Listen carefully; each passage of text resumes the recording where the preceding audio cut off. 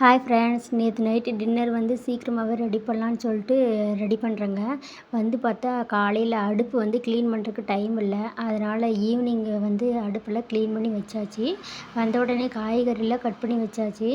இன்றைக்கி வந்து டின்னர் சீக்கிரமாகவே செய்யலான்னு முடிவு பண்ணிட்டேன். ஏன்னா தம்பிக்கு வந்து நைட் ஷிஃப்ட்டு. அவன் 7 மணிக்குள்ளே வீட்டிலேருந்து கிளம்பிடுவான். சரி, அவனுக்காக சீக்கிரமாக செஞ்சிடலாம், அப்படியே நமக்கும் சீக்கிரமாக டின்னர் செஞ்சால் வேலை முடியும்னு சொல்லிட்டு தான் இன்றைக்கி உருளைக்கிழங்கு பட்டாணி குருமாவும் சப்பாத்தியும் செய்யலான்னு சொல்லிட்டு ரெடி பண்ணிட்டு இருக்கேங்க. எங்கள் வீட்டில் வாரத்தில் ஒரு முறை தாங்க சப்பாத்தியே செய்வோம். ஏன்னு பார்த்தீங்கன்னா, எங்கள் 2 குட்டி பாப்பாங்களையும் சமாளித்து நான் ஒரு ஆளே குழம்பும் வைக்கணும், சப்பாத்தியும் தேய்க்கணும், சப்பாத்தியும் போடணும். ஹெல்ப்புக்கு யாரும் இருக்க மாட்டாங்க. தம்பியும் வேலைக்கு போயிடுவான். ஹஸ்பண்ட் வரதுக்கு 7 மணி ஆயிரும்.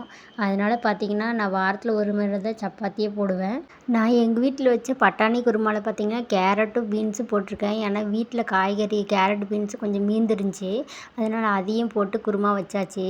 எங்கள் வீட்டு டின்னரை ஹெல்த்தியாக முடிச்சாச்சுங்க. என்னுடைய சேனலை சப்ஸ்கிரைப் பண்ணிவிட்டு பாருங்கள். Bye friends.